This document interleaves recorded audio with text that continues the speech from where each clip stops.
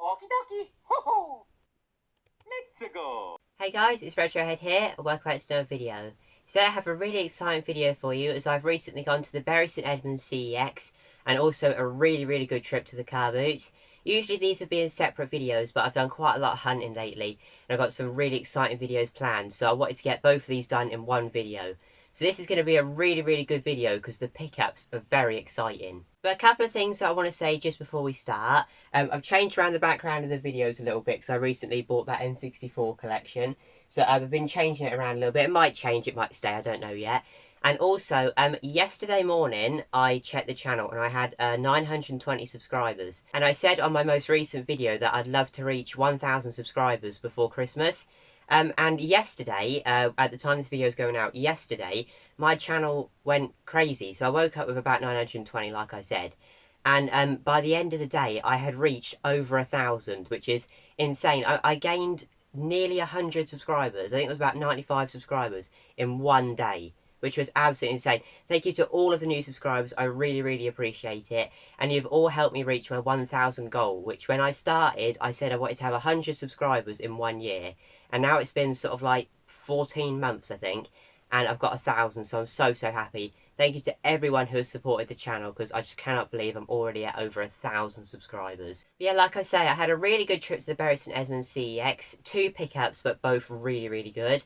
And then, like I say, I had some really good Carboot finds, including PS1, Mega Drive, NES, and Game Boy Advance. So without further ado, let's go to CEX. So here I am in the Bury St Edmunds Cex, and this is actually a really good Cex. They always have loads of retro on display, which is really good. That was a bit of the window, but inside they had some really cool stuff. That Zelda on the Game Boy was really nice. And here they had a mint, classed as mint, Neo Geo Pocket Color game, which I've never actually seen before, which was really cool to see. This was one that caught my eye, a NES game for unboxed price, which was awesome to see. That was really cool. I've never actually seen that game very much, really, so that was cool to see. Auto Mode Elisa on the PS2 is one that I'd love to play. It looks awesome. But they had a lovely NES selection. They were all in really good condition. That one was priced as unboxed, so they had quite a few rips in the boxes and stuff. But it's good how they did price it cheaper. They had a really good DS and 3DS selection. I didn't get anything from there today because there's nothing that really caught my eye. But there were still some really good games there. And again, for the Vita and PSP, there was quite a good selection. Not so much for the Vita, but there was loads and loads of PSP games and some really good titles. You'll have to let me know if there's anything catching your eye in the comments down below. And again, a good original Xbox selection. I have bought quite a few Wii U games from this CEX before, but I didn't see anything that grabbed me today. I think I had most of the games here, to be honest. But there was some really good ones. I don't actually have that Just Dance there. That must be quite a rare one, because I don't see that very often. And a reprinted cover there, which is very annoying. But now let's go back to the games room and check out those pickups. So I am back from CEX and I got 2 really awesome things to add to the collection. Now as you can see just here, this is my NES collection. I don't really collect for NES. I've got 3 games and these are just ones that I found really good deals in CEX. They're like in really good condition. But I managed to add 2 complete box NES games to the collection. And also from the Carboot, I bought 2 more completed box NES games. So I've over doubled my NES collection in one video, which is crazy. But the first game is a game that I only bought because it was £8. It's complete in box, but prices unboxed prices because it's pretty damaged. And that is Isolated Warrior on the NES. Now, as you can see, there is quite a lot of damage, quite a lot of rips. But this not only is in the box for unboxed price, it's actually complete with the manual and the NES sleeve, which is really cool. Now, I do not collect for NES. Like I said, I've got a boxed console, and just before today, 3 games, but now 7 total. So I know really hardly anything about the NES library. So I have absolutely no idea what this game is. Obviously, you'll be seeing gameplay footage now. I'll read a little bit on the back for you. Isolated Warrior is a high-speed, uniquely developed game based on a 3D concept that features over 40 types of enemy creatures, realistic graphics, and explosive sound effects. So this game sounds really cool. I love the artwork on the front of it, and for only £8 for a complete unboxed NES game, I'll definitely picking this one up. And the other game was a NES game as well, like I said. Now this was £40, so quite a lot more expensive, but one that I was desperate to have in the collection, and that is Super Mario Bros. 3. And as you can see, the condition of this, I could not believe the condition. This is a sticker here that I've got to get off. I think that'll come off fine. But I was just absolutely shocked about the condition of this when I saw it in there. Like, you do not see good condition CIB NES games very often. And obviously Mario Bros 3 is an amazing Mario game. Definitely my favourite Mario game on the NES. I do have this one loose already, but when I saw the condition of this box, I couldn't leave it. Really, really pleased to have this in the collection. Let me know if you've played Mario Bros 3 and if you like it, and which one is your favourite on the NES, 1, 2 or 3. I absolutely love this. It's going to look awesome in the background of these videos. And yeah, like I say, got some crazy pickups from the Carboot as well. So I managed to pick up NES, Game Boy Advance, PS1 and Mega Drive games. The first game was on a separate stall and it is a box complete Game Boy Advance game. But this one was quite expensive. It was the only thing I bought off this stall. But the other games I bought off a separate stall and they were really, really cheap. So the first game is Ready to Rumble box in round 2. Paid £12 for this, which is not a bad price. It's in really good condition, so I was very pleased to have this. I've got this game, or not this exact game, but I got Ready to Rumble on the PS1. And I've also played it on the PS2, so I knew I was going to enjoy this game. I haven't tried it yet, because I haven't long bought it. But yeah, this was a really, really nice purchase, because the condition is really nice. And I do really enjoy collecting for Game Boy Advance. Let me know if this is a game that you'd have grabbed in the comments down below. And have you played any of the Ready to Rumble boxing games? I think they're really, really good. If you don't watch the channel, I collect for Nintendo. My dad collects for I collect for Nintendo, PlayStation, Atari, not really Xbox.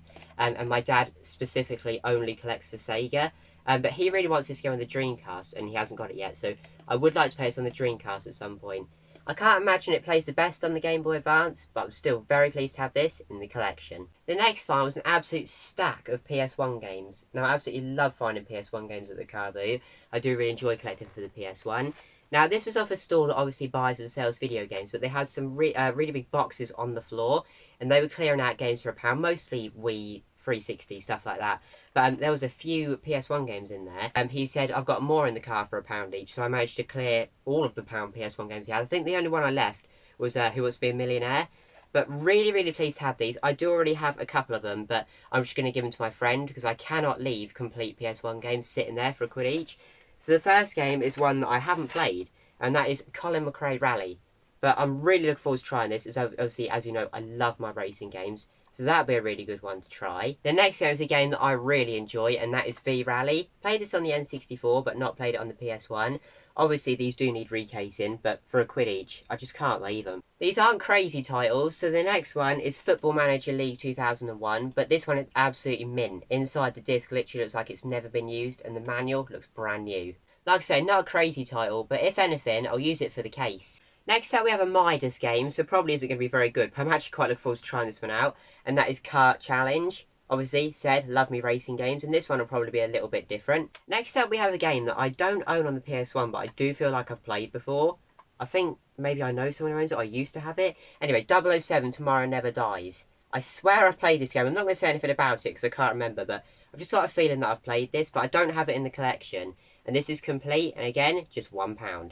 Next up, we have an extreme sports game that I've never played before, and that is Cool Borders. But I've heard some really good things from the series, so I'm really looking forward to checking out this one. Next up, we have Champions League. Now, I know this isn't a crazy title again, but I do really enjoy football games, so I'll definitely be giving this one a go. Next up, we have Toka 2 Touring Cars. This is an awesome game. I love the Toka games. I think I've got all of them. I think, was there 3 on the PS1? Not sure, because there was Toka 1, Toka 2, and Toka World Touring Cars, I think. But yeah, already got this one, but I'll be giving this one to my friend. Next up, we have Bust a Move 2, a really good little party game. Sadly, this one doesn't have the front cover, it's just the manual in there. And finally, and I'm not hugely into wrestling, well, I don't like wrestling at all really, but we have WCW Mayhem. Just really, really good complete condition PS1 games. Like I say, I wouldn't have bought this if it was like £3 or £4, but for only £1, I knew this had to go in my collection. Next up, we have the 2 Mega Drive games. As I've just said in the video, I collect for Nintendo, PlayStation, and Atari, and my dad collects for Sega. So he will be having these in his collection. Not crazy titles at all. So the first one is PGA Tour 2.